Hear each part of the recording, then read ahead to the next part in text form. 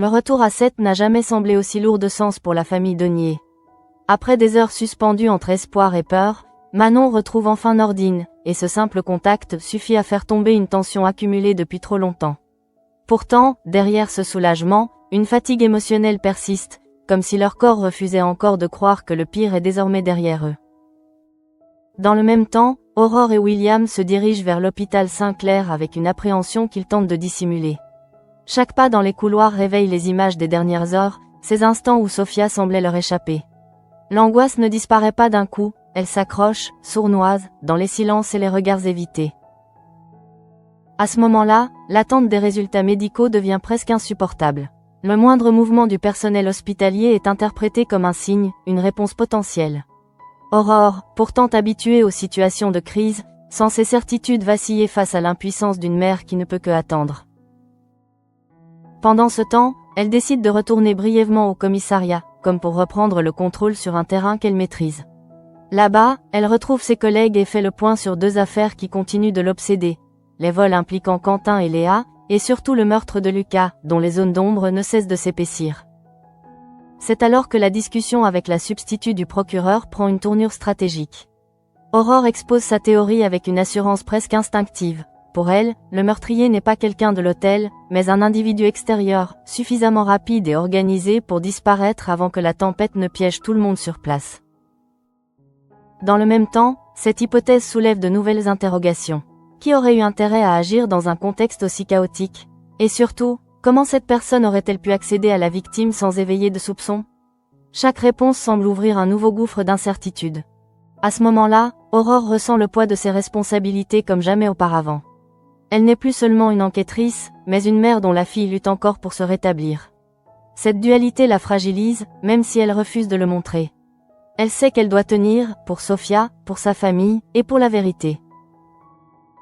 Pendant ce temps, à l'hôpital, William reste au chevet de leur fille, observant chaque variation de son état avec une attention presque obsessionnelle. Il scrute les machines, les gestes des médecins, cherchant dans chaque détail un signe rassurant. Pour lui, la médecine ne suffit plus, seul compte la survie de Sophia. C'est alors que les premiers résultats tombent enfin. L'infection qui menaçait Sophia commence à reculer grâce aux antibiotiques. Une amélioration fragile, mais suffisante pour faire naître un espoir réel. Le soulagement se lit sur les visages, discret mais profond, comme une lumière après une longue nuit. Dans le même temps, Manon, bien que soulagée, refuse de se laisser aller complètement. Elle ressent une urgence différente, plus froide, plus déterminée, comprendre ce qui est réellement arrivé à Lucas. Pour elle, la vérité n'est pas seulement une question de justice, mais aussi un moyen de reprendre le contrôle sur un monde devenu trop instable. À ce moment-là, elle se tourne vers Nordine, consciente que seule, elle ne pourra pas aller au bout de cette enquête parallèle. Leur relation, déjà forte, se transforme en une alliance plus intense, où l'émotion se mêle à une volonté commune d'agir. Pendant ce temps, l'atmosphère à Sète reste chargée d'une tension invisible. Même lorsque la vie semble reprendre son cours, les événements récents continuent de hanter les esprits. Rien n'est vraiment terminé, et chacun le ressent confusément. C'est alors que, malgré l'amélioration de Sophia, une autre bataille commence à se dessiner, plus insidieuse, plus complexe. Une bataille où les apparences risquent une nouvelle fois de tromper, et où la vérité pourrait être bien différente de ce que tous imaginent. Pendant ce temps, à l'hôpital, l'atmosphère change imperceptiblement. Là où régnait la peur et l'urgence quelques heures plus tôt, une forme de calme fragile commence à s'installer. Aurore, revenue au chevet de Sophia, observe sa fille avec une intensité silencieuse, comme si chaque respiration devenait un miracle qu'elle refusait désormais de tenir pour acquis. C'est alors que William lui annonce les derniers résultats avec une prudence mêlée d'espoir. L'infection recule, les constantes se stabilisent, et même si rien n'est encore définitivement gagné, la menace immédiate semble s'éloigner. Aurore ferme les yeux un instant, submergée par un soulagement qu'elle n'ose pas encore exprimer pleinement. Dans le même temps, Manon rejoint ses parents, le cœur encore partagé entre inquiétude et détermination. Voir Sophia hors de danger lui apporte un répit, mais ce répit ne dure jamais longtemps chez elle. Très vite, son esprit revient à l'enquête, à ces détails qui ne cessent de la troubler et qu'elle refuse d'ignorer. À ce moment-là, elle décide de franchir une étape en partageant avec sa mère une découverte qui pourrait tout changer. Lucas, cet homme au centre de tant de mystères, n'a en réalité jamais obtenu de diplôme de masseur. Une révélation simple en apparence, mais qui remet en cause toute son identité et les raisons de sa présence à l'hôtel. Pendant ce temps, Aurore accueille cette information avec une attention redoublée. Elle comprend immédiatement les implications. Si Lucas mentait sur sa profession, alors il mentait probablement sur bien d'autres aspects de sa vie. Cette découverte ne résout rien, mais elle ouvre une brèche essentielle dans le puzzle. C'est alors que le téléphone d'Aurore sonne, interrompant cet instant suspendu. Roxane est à l'autre bout du fil, et sa voix trahit une excitation contenue. Elle a trouvé un nouvel élément, quelque chose de discret mais potentiellement déterminant, caché dans une photo récupérée sur le portable des Giraud. Dans le même temps, Aurore reçoit l'image et la montre immédiatement à Manon. Ensemble, elles l'observent avec une attention presque obsessionnelle, scrutant chaque détail comme si la vérité pouvait surgir d'un simple regard. À ce moment-là, leur attention se fixe sur l'arrière-plan d'un selfie apparemment anodin de Quentin et Léa. Là, presque dissimulés, apparaissent Adélaïde et Lucas, enlacés dans une proximité qui ne laisse place à aucun doute. Ce n'est pas une simple connaissance, mais une relation intime. Pendant ce temps, cette découverte bouleverse les certitudes. Adélaïde, déjà suspecte aux yeux de certains, se retrouve soudain au cœur d'un possible mobile. Une liaison secrète, cachée aux autres, pourrait expliquer bien des tensions et des conflits invisibles. C'est alors que Manon ressent une montée d'adrénaline. Elle comprend que chaque détail compte, que chaque mensonge dévoilé rapproche un peu plus de la vérité. Pourtant, elle sait aussi que ce genre de révélation peut être trompeur, qu'il faut avancer avec prudence pour ne pas s'égarer. Dans le même temps, Aurore reste plus mesurée. Son expérience lui a appris que les évidences sont souvent des pièges. Elle garde en tête sa théorie initiale, le meurtrier pourrait être extérieur à l'hôtel. Cette nouvelle piste, aussi intrigante soit-elle, ne suffit pas à tout expliquer. À ce moment-là, une tension subtile s'installe entre intuition et logique. Manon veut suivre chaque indice jusqu'au bout, quitte à prendre des risques, tandis qu'Aurore préfère structurer l'enquête, éviter les conclusions hâtives. Cette différence d'approche ne les oppose pas, mais souligne leur complémentarité. Pendant ce temps, à quelques kilomètres de là, Victor poursuit ses propres ambitions avec une détermination froide. Il se rend au cabinet de Maître Perrault, convaincu d'avoir trouvé le levier parfait pour atteindre son objectif, racheter le Calésia. C'est alors qu'il expose son plan avec une assurance calculée. Il détient la preuve qu'Adélaïde tient une double comptabilité, une information compromettante qu'il compte utiliser comme moyen de pression. Pour lui, ce n'est pas du chantage, mais une stratégie, une façon de jouer avec les règles du pouvoir. Dans le même temps, Raphaël écoute sans l'interrompre, mais son regard se durcit à mesure qu'il développe son argumentation. Elle comprend parfaitement où il veut en venir, et surtout, elle mesure les conséquences de telles méthodes. À ce moment-là, elle prend une décision claire et sans ambiguïté. Elle refuse de le représenter dans cette affaire. Non seulement elle désapprouve son approche, mais elle refuse aussi d'être associée à une manœuvre qu'elle considère moralement inacceptable. Pendant ce temps, Victor encaisse ce refus avec un calme apparent, mais une irritation profonde. Il n'est pas habitué à être contredit, encore moins par quelqu'un qu'il estime pouvoir convaincre. Pourtant, il ne renonce pas, bien au contraire. C'est alors que cette opposition révèle une fracture plus large. D'un côté, une vision pragmatique du pouvoir, où tout est négociable. De l'autre, une ligne éthique que certains refusent de franchir, même face à des opportunités évidentes. Dans le même temps, cette tension entre ambition et morale résonne avec ce qui se joue ailleurs à Sète. Car derrière chaque décision, chaque révélation, se cache une question plus profonde. Jusqu'où chacun est-il prêt à aller pour obtenir ce qu'il veut? À ce moment-là, la journée semble avancer vers une accalmie, mais ce n'est qu'une illusion. Car chaque élément découvert, chaque choix posé, prépare en réalité les prochains bouleversements, ce qui pourrait bien faire vaciller des équilibres déjà fragiles. Pendant ce temps, en fin de journée, l'hôpital retrouve une certaine quiétude, comme si les murs eux-mêmes relâchaient la pression accumulée. Manon rejoint sa famille dans la chambre de Sophia, et l'image qui s'offre à elle lui arrache un souffle discret. Sa sœur paraît plus apaisée, presque détachée de la tempête qu'elle vient de traverser. À ce moment-là, Aurore observe ses deux filles avec une émotion qu'elle tente de contenir. Elle sait que cet instant est précieux, fragile, et qu'il pourrait basculer à tout moment. Pourtant, elle choisit de s'y accrocher, ne serait-ce que pour retrouver un semblant d'équilibre après tant d'incertitudes. Dans le même temps, Manon ne parvient pas à rester simplement dans ce moment familial. Son esprit revient sans cesse à l'enquête, à cette sensation persistante qu'un élément crucial leur échappe encore. Elle hésite un instant, puis décide de partager ce qu'elle a découvert, consciente que cela pourrait tout changer. C'est alors qu'elle révèle à sa mère la vérité sur Lucas. Il n'a jamais eu de diplôme de masseur.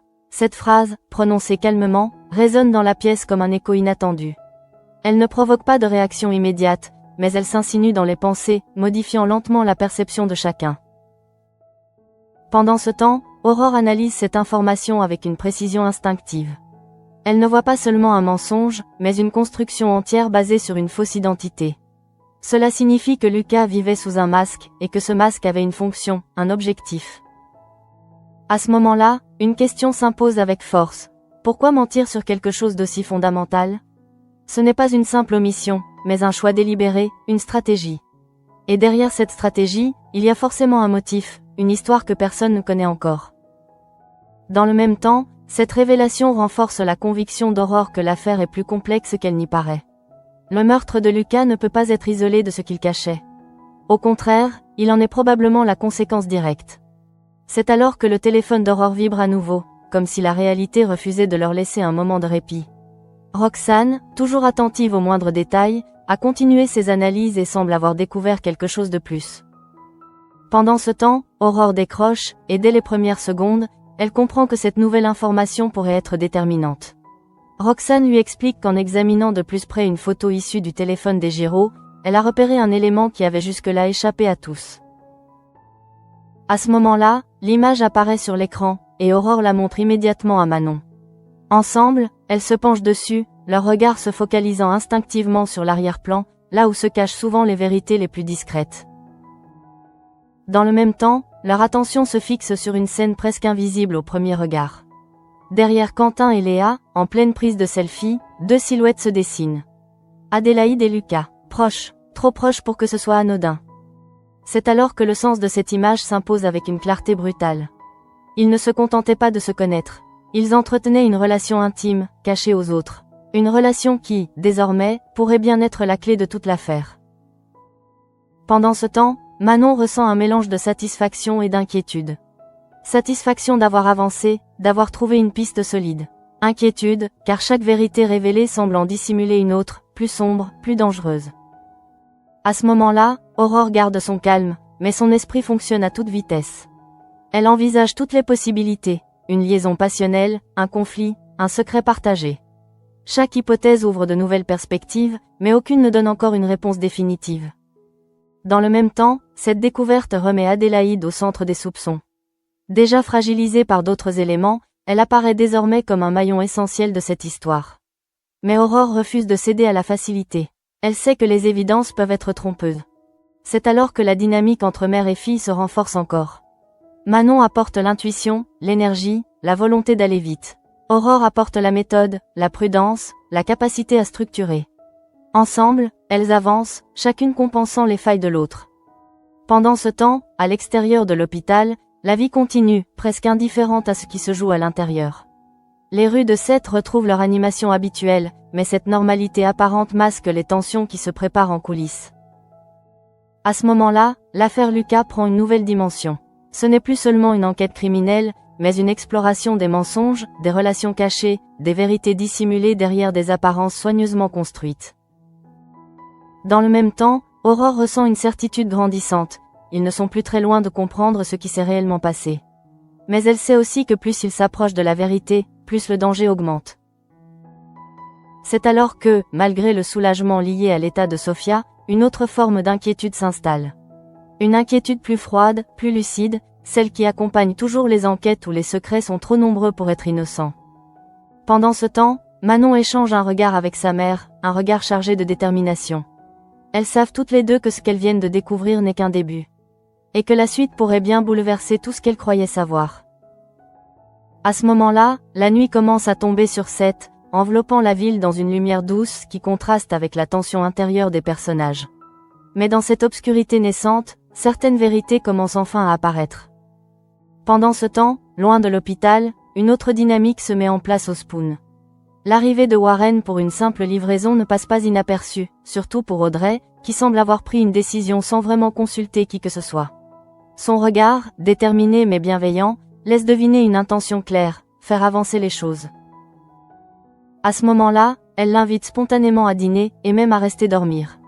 Une proposition directe, presque inattendue, qui surprend autant Warren que ceux qui assistent à la scène. Pourtant, Audrey ne montre aucune hésitation, comme si elle assumait pleinement ce rôle d'initiatrice dans une situation devenue trop figée. Dans le même temps, Jack observe la scène avec une certaine perplexité. Il ne comprend pas pourquoi sa mère agit sans en parler à Lizzie, surtout sur un sujet aussi délicat. Pour lui, cette démarche pourrait mettre sa sœur mal à l'aise, voire la placer dans une situation qu'elle n'est pas prête à affronter. C'est alors qu'Audrey répond avec une logique qui lui est propre. Elle est convaincue que Lizzie n'ose pas franchir ce pas seule, et qu'en prenant les devants, elle lui offre une opportunité qu'elle n'aurait jamais saisie autrement. Ce n'est pas une intrusion, mais une forme de soutien, même si elle peut sembler maladroite. Pendant ce temps, lorsque Warren évoque cette invitation avec Lizzie, la réaction de la jeune fille est révélatrice. Elle est à la fois gênée et touchée, comme si cette initiative venait confirmer quelque chose qu'elle n'osait pas nommer. Son trouble ne masque pas une certaine joie, discrète mais sincère. À ce moment-là, une tension douce s'installe, faite de non-dits et d'émotions naissantes. Rien n'est encore clairement exprimé, mais tout semble en mouvement. Audrey, en agissant ainsi, a peut-être bousculé les choses, mais elle a aussi permis à une dynamique nouvelle de se créer. Dans le même temps, le dîner chez les Roussel se déroule dans une ambiance chaleureuse. Warren s'intègre avec une facilité surprenante, échangeant avec chacun, s'intéressant à leur histoire, à leur quotidien. Il ne reste pas en retrait, au contraire, il cherche à comprendre et à se rapprocher. C'est alors qu'il questionne Audrey sur sa rencontre avec Damien. Cette curiosité, loin d'être intrusive, semble traduire un réel intérêt pour la famille dans laquelle il s'invite. Audrey, fidèle à elle-même, raconte avec simplicité, mêlant humour et sincérité. Pendant ce temps, cette scène crée un contraste frappant avec les tensions présentes ailleurs. Ici, il n'y a ni enquête ni mensonge, seulement des relations humaines en construction, fragiles mais authentiques. Pourtant, même dans cette légèreté apparente, les émotions restent complexes. À ce moment-là, Lizzie observe, écoute, ressent. Elle ne s'impose pas, mais sa présence est essentielle. Elle est au centre de cette situation, même si elle ne le montre pas. Chaque regard échangé avec Warren, chaque sourire retenu, participe à une évolution silencieuse. Dans le même temps, ailleurs à Sète, une autre relation se fragilise. Bruno, contacté par Swazik pour un service, accepte sans hésiter. Aller chercher sa voiture chez le garagiste, faire quelques courses, ce sont des gestes simples, presque évidents pour lui. C'est alors que, fidèle à son habitude, il en fait même plus que demander. Il ne se contente pas de rendre service, il anticipe, il aide, il s'implique. Pourtant, derrière cette générosité, quelque chose a changé, quelque chose de moins visible mais profondément significatif. Pendant ce temps, lorsqu'il ramène la voiture et les provisions, Swazik espère prolonger ce moment. Elle lui propose de rester dîner, comme si ce geste pouvait maintenir un lien qu'elle sent lui échapper. Mais Bruno refuse, invoquant un engagement avec Christelle et Sylvain. À ce moment-là, la déception de Swazik est immédiate, presque instinctive. Elle ne dit pas tout, mais son attitude trahit une attente, une envie de proximité qu'elle ne parvient pas à formuler clairement. Ce refus, pourtant banal, prend pour elle une dimension plus personnelle. Dans le même temps, la situation se tend lorsque Bruno ajoute une remarque qui la pique au vif. Il lui suggère, presque sur le ton de l'évidence, qu'elle pourrait inviter quelqu'un de son application. Une phrase simple, mais qui agit comme une provocation. C'est alors que Swazik se ferme, blessé dans son orgueil autant que dans ses sentiments. Elle comprend que Bruno met une distance, qu'il refuse de s'engager dans une relation ambiguë. Ce n'est pas un rejet violent, mais une limite claire, et c'est précisément ce qui la déstabilise. Pendant ce temps, Bruno, de son côté, ne semble pas vouloir blesser. Il agit avec une certaine honnêteté, peut-être maladroite, mais sincère. Il pose des frontières, refuse les non-dits, même si cela crée un malaise. Pour lui, il est préférable de clarifier que de laisser espérer. À ce moment-là, cette interaction révèle un déséquilibre. Swazik semble attendre plus que ce que Bruno est prêt à offrir. Et cette différence, jusqu'ici contenue, commence à apparaître au grand jour. Dans le même temps, la soirée avance, et chaque personnage poursuit son chemin, avec ses attentes, ses doutes, ses espoirs. Certains cherchent à se rapprocher, d'autres à se protéger. Mais tous évoluent dans un équilibre fragile, prêt à basculer. C'est alors que, dans un autre foyer, une surprise vient bouleverser la routine. Adam rentre de vacances avec Gloria, et sans prévenir, il décide de passer la soirée avec sa mère. Ce geste, simple en apparence, porte en lui une intention plus profonde. Pendant ce temps, Swazik, encore marqué par l'échange avec Bruno, accueille cette surprise avec une émotion mêlée. La présence de son fils vient combler un vide, apaiser une frustration, même si elle ne l'efface pas totalement. À ce moment-là, cette soirée prend une tournure différente. Là où elle s'attendait à une solitude pesante, elle se retrouve entourée, écoutée, soutenue. Adam, sans le savoir, devient un point d'ancrage dans un moment de fragilité. Dans le même temps, ces différentes scènes, bien que distinctes, dessinent un tableau commun. Celui de relations en mouvement, de liens qui se créent, se transforment ou se redéfinissent. Rien n'est figé, tout évolue. C'est alors que la nuit s'installe définitivement sur Seth, enveloppant la ville d'un calme trompeur. Car derrière cette apparente sérénité, les tensions continuent de se construire, prêtes à éclater à tout moment. Pendant ce temps, au commissariat, la réflexion d'Aurore continue de s'intensifier.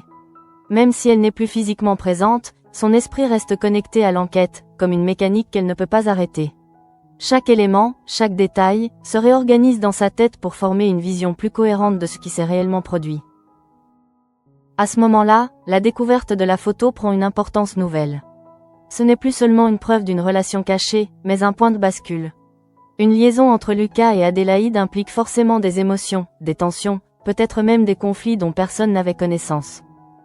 Dans le même temps, Aurore repense à son intuition initiale.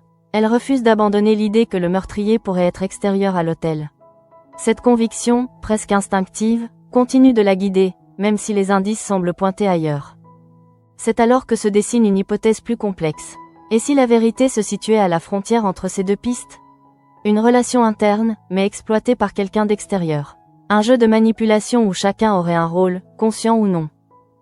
Pendant ce temps, Manon, de son côté, ne ralentit pas. Elle échange avec Nordine, partage ses doutes, ses théories, ses intuitions.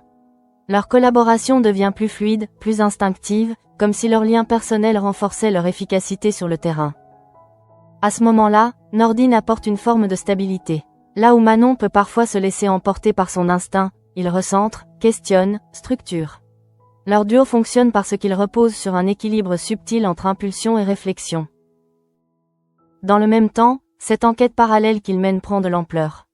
Elle n'est plus seulement un prolongement du travail officiel, mais une véritable quête personnelle. Une manière pour Manon de s'affirmer, de prouver qu'elle est capable d'aller au bout. C'est alors que, dans l'ombre, les enjeux deviennent plus importants qu'ils ne le paraissent. Car découvrir la vérité sur Lucas, c'est aussi exposer des secrets que certains préféreraient garder enfouis. Et plus ils avancent, plus ils risquent de déranger. Pendant ce temps, Victor, lui, poursuit ses ambitions sans relâche. Le refus de Raphaël ne l'a pas freiné, au contraire. Il considère cet obstacle comme un simple contretemps, convaincu qu'il trouvera un autre moyen d'atteindre son objectif. À ce moment-là, son projet de rachat du Calésia prend une dimension stratégique. Ce n'est pas seulement une opportunité financière, mais une manière de reprendre le contrôle, de s'imposer dans un environnement où il a déjà laissé sa marque. Dans le même temps, la preuve qu'il détient contre Adélaïde devient son principal levier. Une double comptabilité n'est pas un détail, c'est une arme. Et Victor sait parfaitement comment utiliser ce genre d'informations pour obtenir ce qu'il veut. C'est alors que se pose une question essentielle. Jusqu'où est-il prêt à aller ? Car si ces méthodes sont déjà discutables, rien ne garantit qu'il s'arrêtera là. Et dans un contexte aussi instable, une telle détermination peut devenir dangereuse. Pendant ce temps, ailleurs à Seth, les relations personnelles continuent d'évoluer, parfois de manière plus discrète mais tout aussi significative. Audrey, par exemple, observe avec attention la dynamique qu'elle a contribué à créer entre Lizzie et Warren. À ce moment-là, elle ne regrette pas son initiative, même si elle reste consciente de son audace. Pour elle, provoquer les choses n'est pas une erreur, mais une nécessité. Elle préfère agir que laisser les opportunités se perdre dans les hésitations. Dans le même temps, Lizzie commence à s'ouvrir, doucement, prudemment. Elle ne se précipite pas, mais elle ne fuit plus non plus. Ce changement, subtil mais réel, est déjà une victoire en soi. C'est alors que l'on comprend que chaque personnage avance à sa manière. Certains à travers des décisions fortes, d'autres par de petits pas. Mais tous sont engagés dans un mouvement, une transformation qui les dépasse parfois. Pendant ce temps, Swazik, elle, reste marquée par son échange avec Bruno. Même si elle tente de passer à autre chose, quelque chose s'est brisé. Pas forcément un lien, mais une illusion, une attente qu'elle n'avait jamais formulée clairement. À ce moment-là, la présence d'Adam devient essentielle. Il ne remplace rien, mais il apporte une forme de réconfort, une stabilité émotionnelle qui lui permet de ne pas s'enfermer dans sa déception. Dans le même temps, cette relation mère-fils prend une importance particulière. Elle rappelle que, malgré les tensions et les incertitudes, certains liens restent solides, capables de résister aux fluctuations du quotidien. C'est alors que la journée touche à sa fin, mais sans véritable conclusion. Car rien n'est résolu, rien n'est terminé. Les réponses commencent à apparaître, mais elles s'accompagnent toujours de nouvelles questions. Pendant ce temps, la nuit enveloppe Seth d'un silence qui semble suspendre le cours des choses. Pourtant, derrière cette apparente tranquillité, les pensées continuent de s'agiter, les hypothèses de se construire, et les émotions de s'intensifier. À ce moment-là, Aurore, enfin seule, repasse mentalement tous les éléments de l'enquête. Elle cherche un fil conducteur, une logique cachée qui relierait chaque détail. Mais plus elle avance, plus elle réalise que la vérité est encore fragmentée. Dans le même temps, l'image de Lucas et Adélaïde revient sans cesse dans son esprit. Ce n'est pas seulement une preuve, c'est un symbole.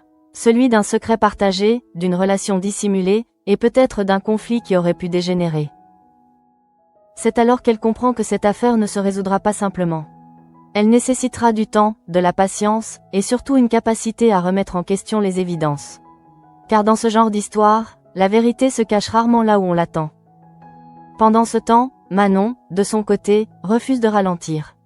Elle ressent une urgence, une nécessité d'agir. Pour elle, chaque minute compte, chaque indice peut faire la différence. Cette détermination est sa force, mais aussi son risque. À ce moment-là, Nordine reste à ses côtés, comme un point d'équilibre. Il ne freine pas son élan, mais il l'accompagne, l'aide à canaliser son énergie. Ensemble, ils avancent, conscients que ce qu'ils découvrent pourrait avoir des conséquences. Dans le même temps, ailleurs, les autres personnages poursuivent leur propre trajectoire. Audrey continue de veiller sur ses enfants, Bruno maintient ses distances, Swazik tente de retrouver un équilibre, et Adam renforce un lien essentiel. C'est alors que ces différentes histoires, bien que distinctes, commencent à se rejoindre dans une même réalité. Celle d'un quotidien où rien n'est simple, où chaque choix a un impact, et où les émotions influencent les décisions. Pendant ce temps, Victor, lui, prépare déjà la suite. Il ne renonce pas, il ne doute pas.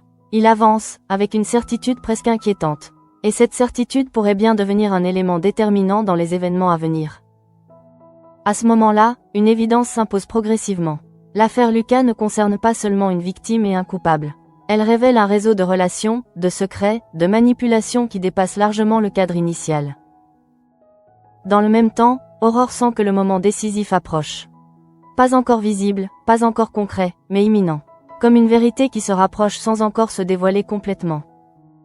C'est alors que la nuit atteint son point le plus calme, juste avant que tout ne recommence. Car à Seth, rien ne reste jamais figé. Chaque jour apporte son lot de révélations, de tensions et de changements. Pendant ce temps, chacun se prépare, consciemment ou non, à ce qui va suivre. Certains cherchent des réponses, d'autres tentent d'éviter les questions. Mais tous sont liés, d'une manière ou d'une autre, à ce qui est en train de se jouer. À ce moment-là, une chose devient certaine. Ce qui semblait être un simple enchaînement d'événements commence à révéler une structure plus profonde. Une mécanique invisible, où chaque élément trouve sa place. Dans le même temps, les émotions restent au cœur de tout. La peur, l'espoir, le doute, la détermination. Elles guident les actions, influencent les décisions, et donnent à chaque situation une intensité particulière. C'est alors que l'épisode se referme, non pas sur une conclusion, mais sur une transition. Un passage vers une suite où les enjeux seront encore plus élevés, où les vérités seront plus difficiles à accepter. Pendant ce temps, Seth s'endort, mais les histoires continuent. Et dans cette ville où chaque secret finit par émerger, il ne fait aucun doute que ce qui a été découvert aujourd'hui ne représente que le début d'une révélation bien plus vaste.